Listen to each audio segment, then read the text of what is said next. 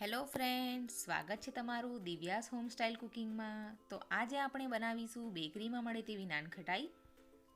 તો નાનખટાઈ બનાવતી વખતે શું ધ્યાનમાં રાખવું અને તેનો લોટ કેવો બાંધવો તે બધી ટિપ્સ અને ટ્રીક સાથે નાનખટાઈ બનાવવાનું શરૂ કરીએ. તો મેં અહીં નાનખટાઈ બનાવવા માટે એક બાઉલ લીધો છે. તેમાં આ રીતે એક ચાળણી મૂકીને આપણે લોટને ચાળી લેવાનો છે. તો મેં અહીં 1 કપ અને વજનમાં જોઈએ તો 120 ગ્રામ જેટલો મેંદો લીધો છે અને તેમાં અડધો કપ અને વજનમાં 60 ગ્રામ જેટલો બેસન લીધો છે. અહીં બેસન જે રેગ્યુલર ઝીણો મળે છે તે જ લેવાનો છે.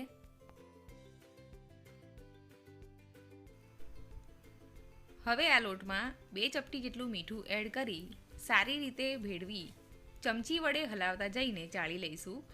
મેં અહીં મેંદામાંથી બનાવી છે. તમે તેને ઘઉંના લોટમાંથી પણ બનાવી શકો છો. તમે જો નાનખટાઈને ફ્લેવરવાળી બનાવવા માંગતા હોવ તો તેમાં ઇલાયચી, કેસર કે વેનીલા ફ્લેવર પણ એડ કરી શકો છો. હવે આપણો લોટ ચડાઈને રેડી છે. પછી તેમાં અડધો કપ અને વજનમાં 100 ગ્રામ જેટલી દળેલી ખાંડ લીધી છે. મેં અહીં ખાંડને મિક્સરમાં પીસીને લીધી છે.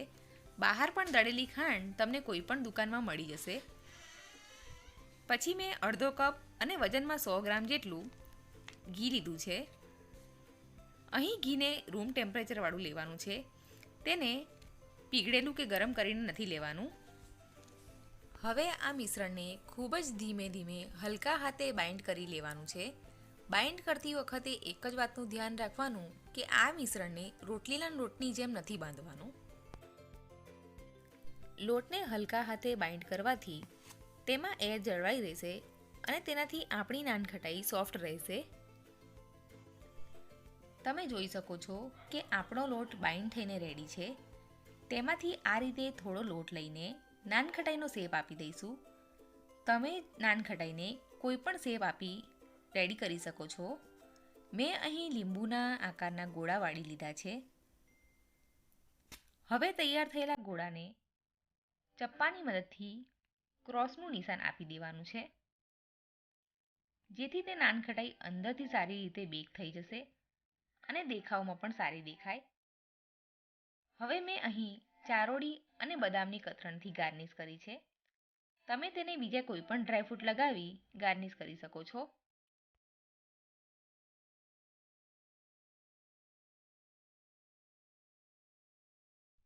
હવે તૈયાર થયેલી આ નાનખટાઈને આ રીતે એક પ્લેટમાં મૂકી દઈશું.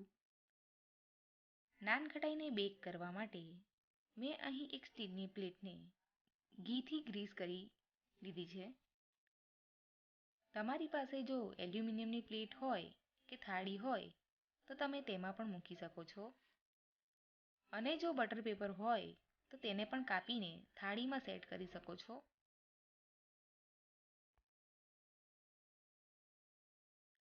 તમે જોઈ શકો છો કે મેં અહીં ઘી લગાવી ગ્રીસ કરેલી પ્લેટમાં નાનખટાઈને આ રીતે થોડા થોડા અંતરે મૂકેલી છે, જેથી કરીને એકબીજાને ચોંટી ન જાય અને સારી રીતે બેક થાય.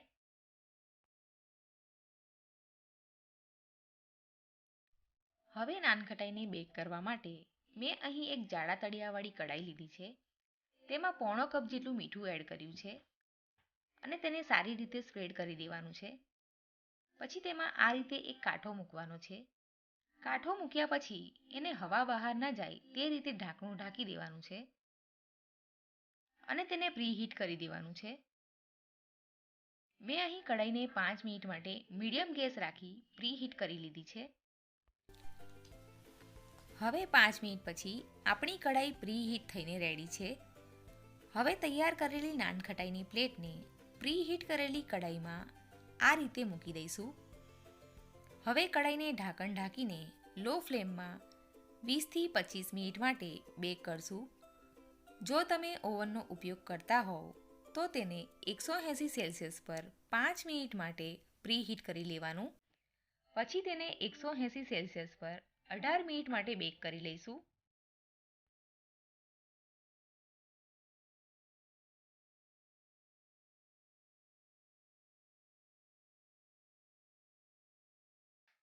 હવે નાનખટાઈને બેક કરવા મૂકીએ 10 મિનિટ જેટલો સમય થઈ ગયો છે.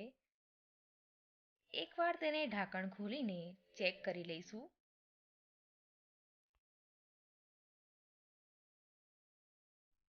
હવે 25 મિનિટ પછી આપણી નાનખટાઈ તૈયાર થઈ ગઈ છે. તો તેને કઢાઈમાંથી કાઢીને 5 મિનિટ માટે ઠંડી થવા દઈશું.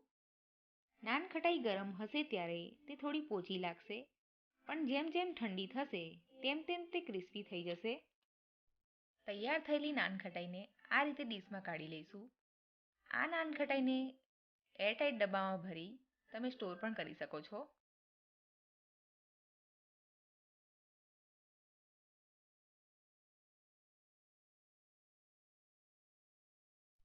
તો બની છે ને બજારમાં મળે તેવી ઓવન વગર ક્રિસ્પી અને માઉથ મેલ્ટિંગ, જોતાં જ ખાવાનું મન થઈ જાય તેવી નાનખટાઈ. જો તમને મારી રેસીપી ગમી હોય તો કમેન્ટ બોક્સમાં જરૂરથી જણાવજો અને મારા વિડીયોને લાઈક, શેર અને સબસ્ક્રાઈબ કરવાનું ભૂલતા નહીં.